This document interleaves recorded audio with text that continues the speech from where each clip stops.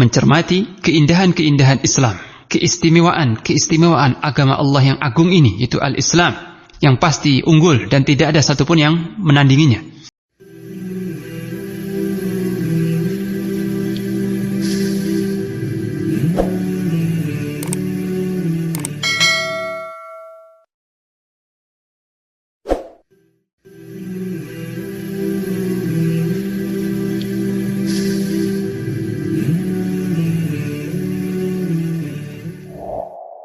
Bismillahirrahmanirrahim.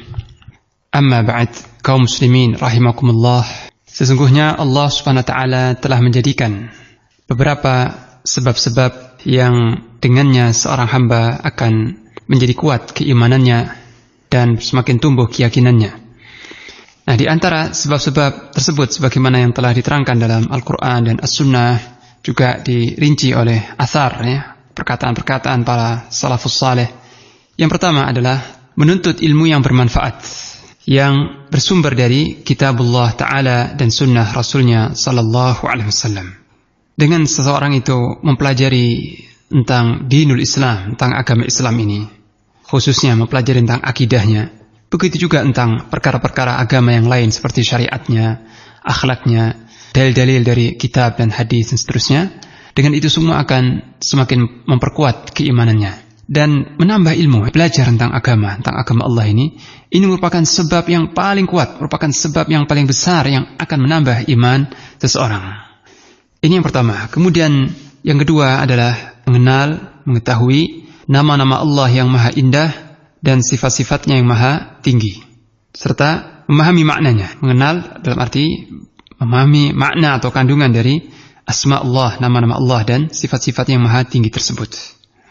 Maka dengan seorang semakin mengenal Allah lewat asma, nama-nama dan sifat-sifatnya, mengetahui kandungan dari nama-nama Allah dan sifat-sifat yang maha tinggi itu, akan semakin bertambah kuat imannya, keyakinannya, kecintaannya kepada Allah, rasa syukurnya, dan juga rasa takutnya.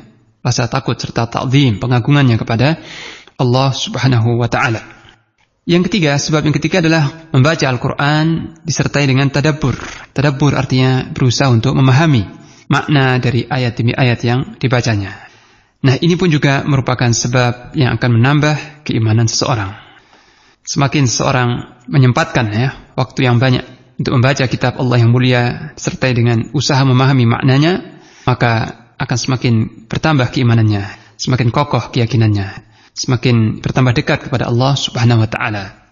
Karena di dalam Al-Qur'an Al-Karim merupakan sumber semua ilmu, merupakan sumber semua ajaran Islam. Dan di situ terdapat peringatan-peringatan Allah, mawa'idz, nasihat-nasihat Allah SWT. Terdapat hikmah dan tamthil, amthal, perumpamaan-perumpamaan. Dan senantiasa mengingatkan kita tentang akhirat dan membuat kita sadar tentang remehnya dunia. Kemudian sebab yang keempat adalah memperhatikan sirah atau riwayat hidup Rasulullah sallallahu alaihi wasallam. Jadi membaca atau memperhatikan sirah Nabi Muhammad sallallahu alaihi wasallam serta mengenal akhlaknya yang mulia dan sifat-sifatnya yang sempurna. Dan ini tentu dengan membaca buku-buku tentang sirah Rasulullah sallallahu alaihi wasallam dan hadis-hadis beliau. Karena dengan membaca kedua hal tadi, yaitu sirah Rasulullah sallallahu alaihi wasallam dan juga hadis-hadis Rasulullah sallallahu alaihi wasallam, kita dapat di situ gambaran yang jelas sekali, yang gamblang sekali tentang bagaimana akhlak Rasulullah sallallahu alaihi wasallam.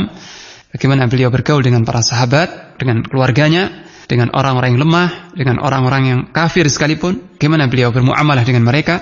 Dari itu semua kita mendapati gambaran yang jelas sekali tentang akhlak beliau yang sangat tinggi dan sifat-sifat beliau yang sangat sempurna. Dan semua perangai beliau atau hal ihwal beliau itu semuanya terpuji dan mengagumkan sekali. Sehingga Allah SWT telah memilih beliau sebagai uswatun hasanah, teladan yang terbaik bagi orang-orang yang beriman. Maka barang siapa yang mempelajari sirah Rasulullah SAW dan sifat-sifatnya, maka akan bertambah keyakinannya bahwa beliau itu Rasul. Bertambah keyakinannya yang sangat kuat bahwa beliau adalah benar-benar Rasul yang diutus oleh Allah Subhanahu wa taala, yang didukung dengan wahyu, dengan mukjizat-mukjizat, yang dihiasi Allah dengan seluruh kebaikan dan dibersihkan Allah dari semua keburukan.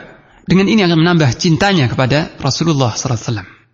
Kemudian yang kelima, sebab yang kelima adalah mencermati keindahan-keindahan Islam. Keistimewaan agama Allah yang agung ini, yaitu al-Islam, yang pasti unggul dan tidak ada satupun yang menandinginya. Nah, siapa yang berusaha untuk mempelajari Islam, baik itu akidahnya, ya, pelajari akidahnya, atau hukum-hukumnya, hukum-hukum halal dan haram, syariatnya, ibadahnya, muamalahnya, atau akhlaknya, pelajari tentang akhlak-akhlak yang diajarkan Islam, maka akan semakin terbukti di hadapannya, akan semakin terbukti bahwa Islam ini benar-benar agung sekali dan bersih dari kekurangan, serta layak untuk diterapkan di setiap zaman dan menjamin kemaslahatan manusia di dunia maupun di akhirat. Itu akan terlihat jelas kalau kita mempelajari hukum-hukum Islam. Kemudian tentang muamalah, juga kalau dia mempelajari akhlak Islam yang dianjurkan oleh Islam, maka ini semua akan menambah keyakinannya bahwa Islam ini benar-benar sempurna, benar-benar agama yang diturunkan berdasarkan ilmu Allah Subhanahu wa ta'ala.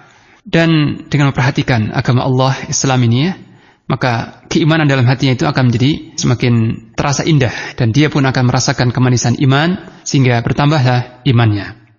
Kemudian penyebab yang keenam adalah memperhatikan ayat-ayat Allah. Ini ayat-ayat kauniyah, ayat-ayat yang ada di alam semesta dan ciptaan-ciptaan Allah atau makhluk-makhluk Allah Subhanahu wa ta'ala. Sesungguhnya keagungan Allah Subhanahu wa ta'ala, kemahakuasaannya, ilmunya yang sangat luas, hikmahnya yang maha tinggi, itu di samping nampak jelas di dalam ayat-ayat Al-Quranul Karim, juga bisa dibaca dan diperhatikan pada ciptaan-ciptaan Allah yang tersebar di alam semesta. Kemudian yang ketujuh, sebab yang ketujuh adalah al-ikthar min dzikrillahi ta'ala wa du'ai lahu. Memperbanyak zikrullah, mengingat Allah Subhanahu wa ta'ala, dan juga memperbanyak berdoa kepada Allah Subhanahu wa ta'ala. Nah, dengan seseorang itu senantiasa membasahi lisannya dengan zikir, maka akan bertambah imannya, karena hatinya akan selalu terpaut, tersambung dengan Allah Subhanahu wa ta'ala. Ini yang ketujuh. Kemudian penyebab yang ke-8 adalah al-iktharu minan nawafil ba'dal fara'id. Memperbanyak ibadah-ibadah sunnah setelah menjaga ibadah-ibadah yang fardu. Setelah ibadah-ibadah yang fardu, ditambah dengan ibadah-ibadah sunnah, seperti salat-salat sunnah, khususnya qiyamul lail, salat di waktu malam, kemudian puasa sunnah, ibadah-ibadah sunnah lainnya. Nah, ini semua akan menambah iman. Kemudian yang ke-9 adalah menghiasi diri dengan sifat orang-orang mukmin yang shadiq, orang-orang mukmin yang jujur, kemudian mengikuti jejak mereka dan bergaul dengan mereka. Nah, kalau bergaul dengan orang-orang mukmin yang sejati, mungkin di zaman kita sekarang ini sulit kita dapati. Bukan tidak ada, tapi sulit kita mendapati orang-orang yang kalau kita duduk sejenak saja, duduk 5 menit saja, bertambah dengan mendengarkan perkataannya, bertambah keyakinan kita.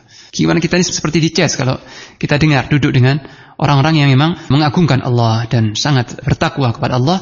Kita duduk sejenak itu merasakan tambahan iman. Tapi itu sedikit orang-orang yang seperti itu. Yang ke-10, penyebab ke-10 adalah berdakwah, menyeru kepada agama Allah, menyeru ke jalan Allah Ta'ala, amar ma'ruf dan nahi mungkar. Ini pun merupakan salah satu penyebab bertambahnya iman. Ketika seorang mengajak kawannya, mengajak saudaranya, kerabatnya untuk taat kepada Allah dan mengingatkan mereka akan suatu maksiat atau kelengahan, maka dengan dakwah, dengan nasihat seperti ini, itu akan menambah kuat keimanannya. Karena seorang yang menyuruh seorang lain untuk berbuat kebaikan, maka mau tidak mau dia akan berusaha untuk mengislah dirinya terlebih dahulu. Dia akan malu kalau sampai menyuruh manusia kepada kebaikan, tapi dia melupakan dirinya. Dia akan merasa malu kepada Allah dan juga kepada manusia. Dan juga dengan berdakwah kepada Allah, ini ibarat dalam strategi perang itu kita melakukan penyerangan, bukan bertahan, bukan melakukan strategi defensif atau bertahan, tapi melakukan strategi ofensif, menyerang. Dan tentu strategi ofensif atau menyerang ini lebih mempertahankan wilayah kita daripada kita pasif dan bertahan saja. Nah, inilah kaum muslimin rahimakumullah beberapa sebab-sebab yang akan menjadi kuat keimanannya. Semoga Allah SWT menghindarkan kita semua dan kaum muslimin dan melindungi kita dari semua mudillatil fitan, fitnah-fitnah yang menyesatkan, ma dhahara minha wa ma batan, yang nampak maupun yang tersembunyi. Wassallallahu ala nabiyyina Muhammad wa ala alihi wa sahbihi wasallam.